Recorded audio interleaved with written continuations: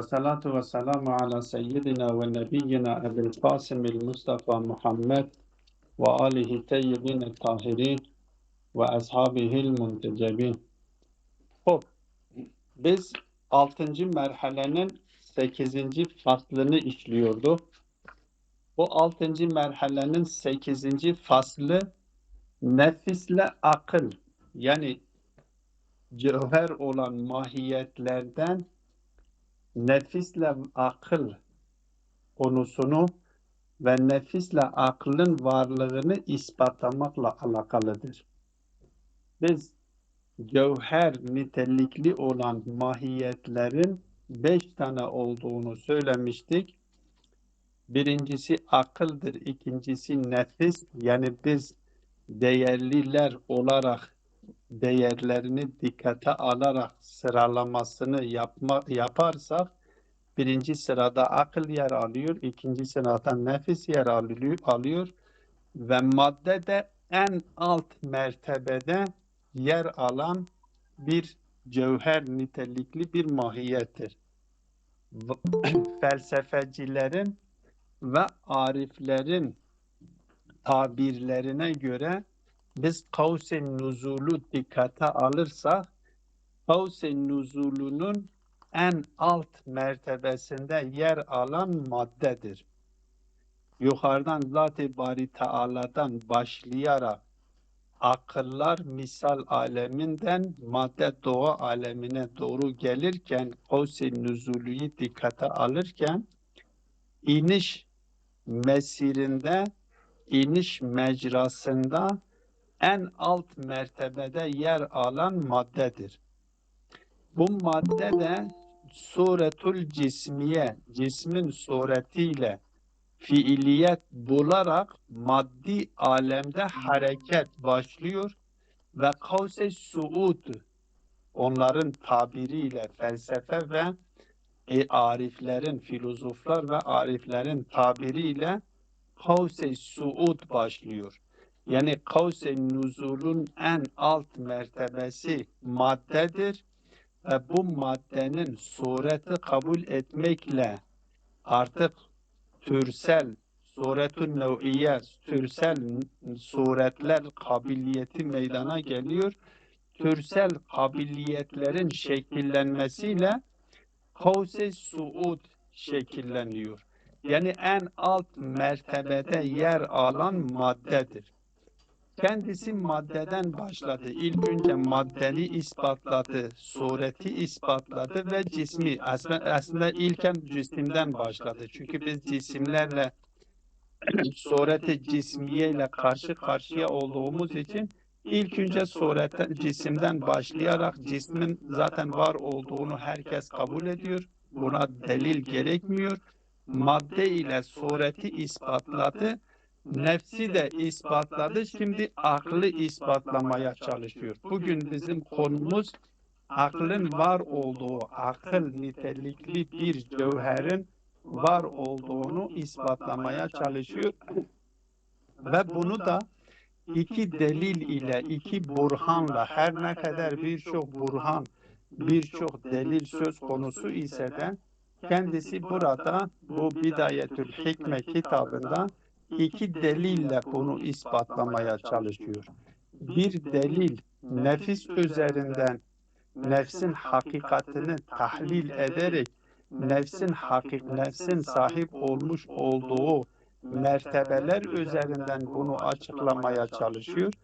İkinci delil de daha önceki suret ile madde bağlamında biz yapmış olduğumuz açıklamalar üzerinden ispatlamaya çalışıyor. Birinci delili şöyle özetleyebiliriz. Fazla detaya girmeden, çünkü vakit de azdır, fazla detaya girmeden bu birinci delili şu şekilde açıklıyor. Diyor ki nefis denilen hakikat derecelidir. Ve bu nefsin, yani nefsi biz tahlil ederken nefsi idrak etme yetisi üzerinden nefsi değerlendirirken nefsin 4 merhalesi söz konusudur.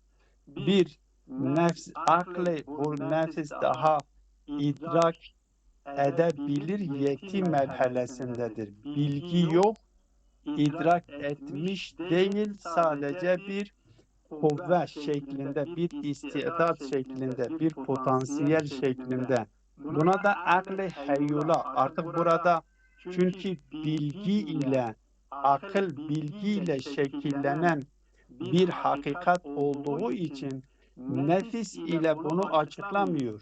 Akıl ile açıklıyor. Nefiste bilgiyi keşfeden, idraki gerçekleştiren hakikate akıl deniliyor. Elbette o külliyatları, külli olan tümel nitelikindeki bilgileri idrak eden akıldır. Bunu Kur'an-ı Kerim'de işaret ediyor ki akıl yani nefis, insan nefsi ilk merhalede, birinci merhalede annesinden doğduğu zaman herhangi bir bilgiye sahip olmadığını biliyoruz. Bu birinci ilk merhalede bir yeti söz konusudur. Bilgi edinebilir yetisi söz konusudur ama bilgi edinmemiştir. Bu bilgi edinebilir merhalesine akle heyula deniliyor. Bir kuvve, bir yeti, bir kabiliyet niteliğindedir. Ki Kur'an-ı Kerim de buna işaret ediyor. Vallahu ahrecekum ki geçen hafta da buna, geçen derste de işaret etmiştik.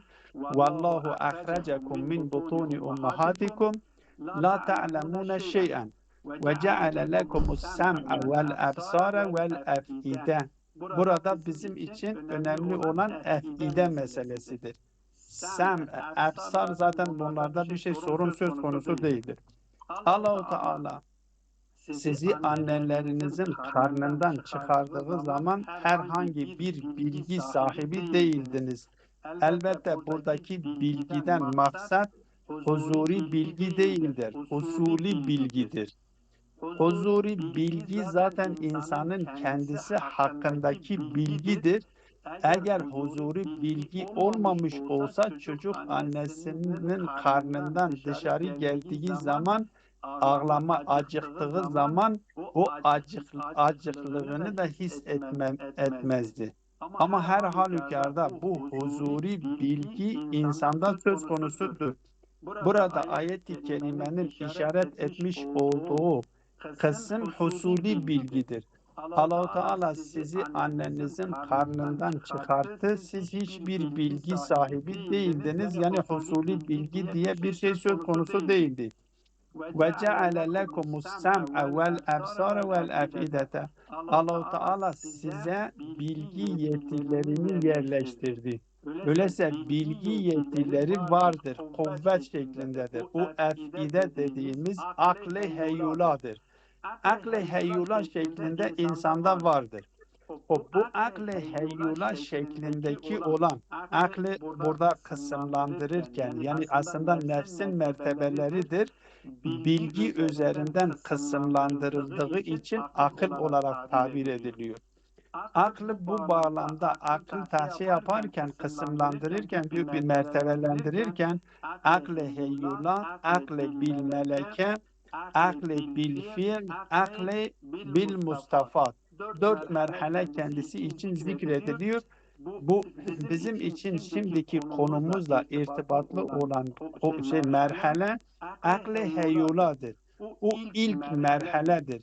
İkinci merhale akle bil melekedir. Hala eğer bu konular zaten sonra geliyor, bunlar üzerinde duruluyor. Akle bil meleke, akle bil fiil ve akle bil mustafat. Bu dört merhaledir.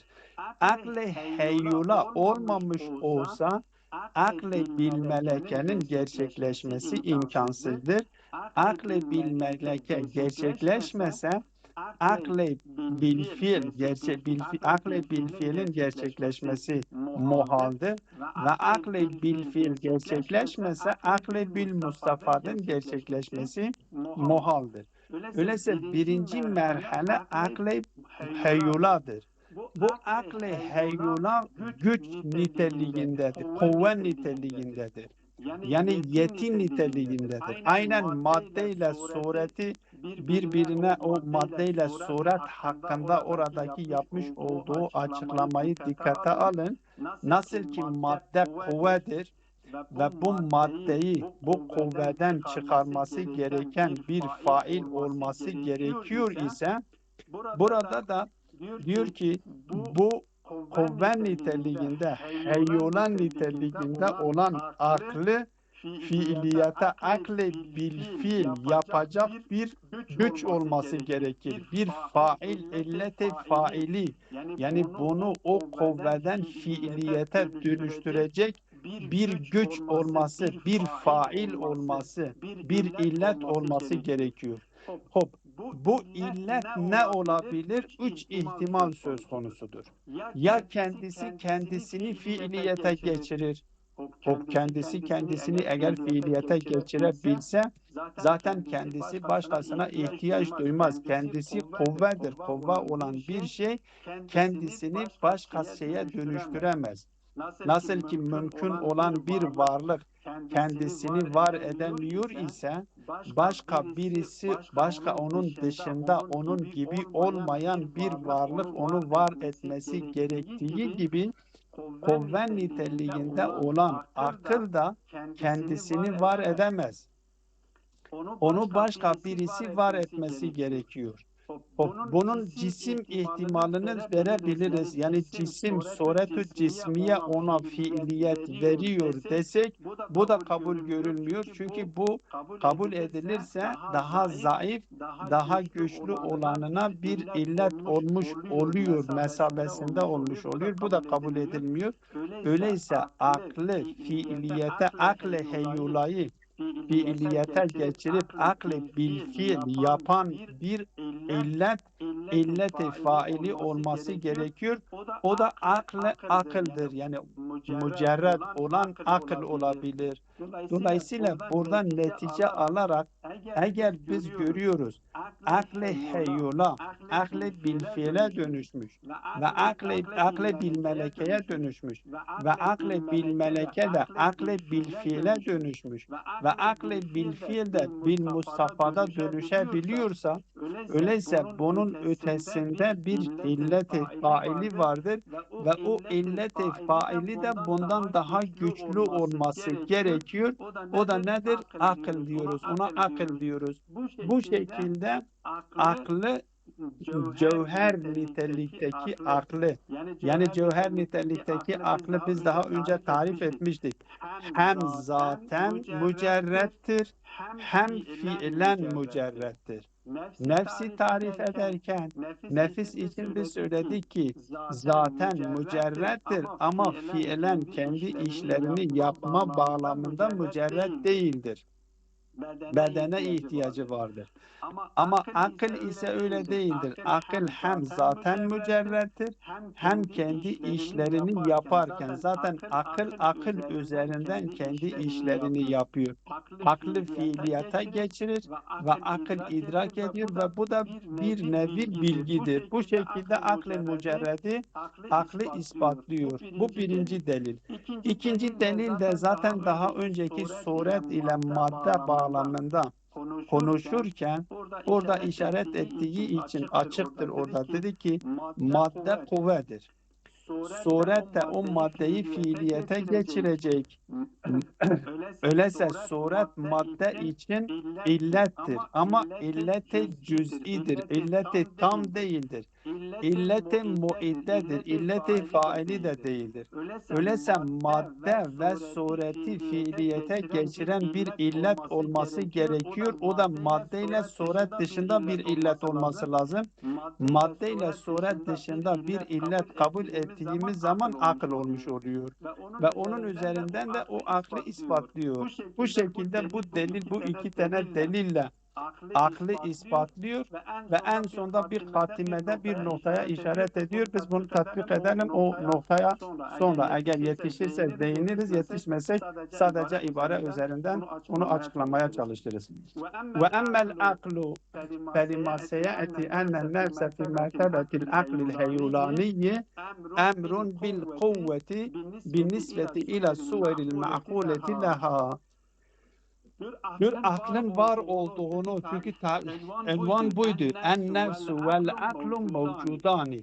Nefis de vardır, akıl da vardır. Hop nefsin var olduğunu geçen derste işlemiştik. Aklın var olduğunu bu sefer ispatlıyor. Diyor ki ve emmel aklu yani akıl da mevcuttur. Aklın varlığına delalet edecek delil nedir? Aklın varlığını ispatlayacak delil nedir? Diyor felima seyati enne nefse. Bu da 11. merhalede akıl makul meselesinde bu konu geliyor. Yanılmasam 11. merhalenin 2. faslında bu konu işleniliyor. فَلِمَّا سَيَأْتِ اَنَّ النَّفْسَ فِي مَرْتَبَةِ الْعَقْلِ الْهَيُّلَانِيِّ nefis, akl-ı heyulani mertebesinden yani heyulan niteliğindeki akıl, heyulan niteliğindeki mertebe diyor. Emrun bil kuvve. Diyor ki bir kuvvedir, bir kabiliyettir. Neye oranla kabiliyettir? Bin nispeti ila suveril ma'kuleti laha. Kendisinin idrak edebileceği, akledebilecekleri suretlere oranla, yani edineceği bilgiye oranla. Edineceği bilgiye oranla diyor ki kendisi kuvvedir. O zaman bunu bu kuvveden çıkaracak bir illeti faili olması gerekiyor. Onu bu haletten çıkarıp ve artık kendisi suverül ma'kule o idrak ma'kul olan suretleri idrak edebilecek seviyesine çıkaracak bir illet olması gerekir. Fellezi burada da iki söylediğimiz gibi 3 tane ihtimal vardır. O 3 tane ihtimalden bir tanesi doğrudur. O da nedir? Akıl olduğuna şey yapıyor, işaret ediyor. فَالَّذِي يُفِيدُ عَلَيْهَا الْفِعْلِيَّةَ فِيهَا يَمْتَنِعُ أَنْ يَكُونَ نَفْسُهَا وَهِيَ بِالْقُوَّةِ وَلَا أَيُّ أَمْرٍ مَادِيٍّ مَفْرُوزٍ. 2 tane ihtimali burada reddediyor. Bu ifade eden onu fiiliyete dönüştürebilecek illet, onu idrak edebilecek kuvveden çıkarıp fiiliyete dönüştürüp ve idrak edebilecek duruma sokacak şey nedir? Diyor o yemteni'u en yekune nefsuha. Kendisi olamıyor. Niye? Çünkü kendisi ve hiye bil kuvve. Kendisi kuvvenin kendisidir. Kuvvenin kendisi kendisini o haletten, kuvve haletinden çıkaramıyor. وَلَا اَيُّ emrin maddiyin mefruzin. Maddi olan şeylerden hiçbir şeyi farz edemezsin. Farz edilen maddi olan şeylerden hiçbir tanesi onu o haletten çıkaracak değildir, olamıyor. Ki emri maddiden ya surettir ya cisimdir. Bunlardan birisi olması gerekir. Bunlardan hiçbirisi de onu fiiliyete geçiremiyor. Öyleyse femmufiduha cevherun mucerredun munezzehun anil kuvveti vel imkan. Diyor ki öyleyse bunu kendisini, nefsi ya akle heyulani o merhalesinden idrak edebilir merhalesine çıkaracak amil, çıkaracak illeti faili cevherun mucerredun, cevher-i mucerred olan bir cevherdir. Munezzehun anil kuvveti vel imkani. Hem kuvveden, bakın kuvve maddedir. Heyuladır. İmkan dediğimiz şey bir şeyin mümkün olması mücerretlerde gerçekleşiyor. Kuvve ise maddelerde gerçekleşiyor. Elbette imkanı bu madde alemi içinde kullanabiliriz. Kuvve şeklinde kullanabiliriz. Ama genellikle imkan diyor biz ki birinci akıl mümkün olmazsa vücut olmaz. Birinci aklın vücut bulmasıyla ikinci akıl mümkün oluyor. İkinci akıl ondan sonra vücut buluyor. Yani felsefecilerin görüşüne göre söylüyoruz. Dolayısıyla diyor ki فَمُفِيدُهَا جَوْهَرٌ مُجَرَّدٌ مُنَزَّهٌ عَنِ الْقُوَّةِ وَالْاِمْكَانِ. Onu o haletten akle heyulani mertebesinden, akle bilmeleke seviyesinden, akli bil fiil, hatta akli müstefada kadar götüren illeti failinin niteliği nasıl olmalıdır? Diyor cevherun mücerredun. İlkin cevher olması gerekir. Mücerred olması lazım. Münezzehun anil kuvveti vel imkani. Yani mümkün, çünkü mümkün de daha vücut bulmamıştır. Mümkündür. Vücut bulmamışsa olmuyor. Fiiliyet kuvveyle imkan karşısındadır. Yani şu şekilde özetleyebiliriz ki فَمُفِيدُهَا جَوْهَرٌ مُجَرَّدٌ bil fiili, ki kendisi de devamında diyor ve huve el aklu. O da nedir? Akıldır. Hem zaten mücerrettir, hem fiilen mücerrettir. Ne kuvvettir ne imkandır. Belki bil fiildir. Bu mevcude bil fiil kendisine biz ne diyoruz? Akıl diyoruz. Dolayısıyla akıl ispatlanmış oldu. Bu birinci delil. İkinci delile geçiyor. İkinci delile de diyor ki ve eyden, yani ikinci delil takaddeme enne mufidel fiiliyeti lil enva'il maddiyeti. Diyor ki o enva-i maddiye ki biz kuvveyle madde-i hayula hakkında konuşmuştuk. Maddeyi fiiliyata geçiren ve sureti suret yapan ne suretin kendisidir, ne maddenin kendisidir. O illet her ne kadar onlar illeti muidde olabilirler. Ama illeti faili değildir. Maddeyi maddeden çıkaracak illeti faili. Surete nu'iyeyi veren de illeti faili hangisidir? Diyor ki nedir? Takaddeme enne mufidel fiiliyeti lil enva'il maddiyeti bi'ce'lil maddeti ve sureti ve istihfazil maddeti bis sureti aklun mucerredun. Enne mufidel fiiliyeti lil enva'il maddiyeti aklun mucerredun. Orada da biz işaret etmiştik. Bu maddenin madde bağlamında açıkladığımız maddenin kendisini ve suretin kendisini ve o suret ki kendisiyle maddeyi muhafaza ediyordu. Bunları fiiliyete dönüştüren de nedir? Akli mücerrettir. Orada da akli mücerredi biz ispatlamıştık diyor. Fel metlubu sabitun. Öyleyse bizim matlubumuz, peşinde olduğumuz şey sabit olmuş oldu. Ve ala vücudihima berahinu kesiret berahin ve ala vücudihima berahinu kesiretin berahinu kesiretin birçok burhan vardır. Berahinu kesiretin ohra te'til işaretu ila ba'diha, sonradan bunlara işaret ediyor. Biz burada iki tane delile işaret ediyor. Yani akli mücerredi hem zaten hem fiilen mücerred olan aklı ispatlayacak birçok delil vardır. Biz sadece iki tane delile burada işaret ettik. Bir tane delil nefsin sahip olduğu mertebeler üzerinden, bir tanesi de madde suret üzerinden yaptık, açıkladık. Diğer delillere de sonradan bunlara işaret ediliyor. Böylelikle aklı cevher olan aklı ispatlamış olduk. Hatimetün, burada hatime de cevherlerin bir özelliğine işaret ediliyor. Bakın dikkat edin. Cevherlerle arezler arasında bir fark vardır. Cevher mevzua ihtiyacı yoktur. Müstahni olan mevzua yani muhtaç değildir. Cevherin temel özelliği ki kendisini tarif ederken de İza vucide la fi mevzu'in müstahnin. Eğer cevher dışarıda var olursa mevzu'a ihtiyaç duymuyor. Hop. Mevzua Mevzua o ihtiyaç ihtiyaç duymaması onun özelliğidir. özelliğidir. Arezin Arezin özelliği nedir? özelliği nedir? Arezin Arezin özelliği ise özelliği ise mevzua mevzua ihtiyaç duyuyor. ihtiyaç duyuyor. Öyleyse Öyleyse arezler arezler arasında arasında tezat söz tezat konusu söz konusu olabilir. olabilir. Ama Ama mevzular mevzular cevherler cevherler arasında tezat arasında söz tezat konusu söz değil. konusu değildir. Çünkü Çünkü tezatın tezatın şartlarından bir tanesi ikisinin aynı anda bir mevzuda yer etmeleridir.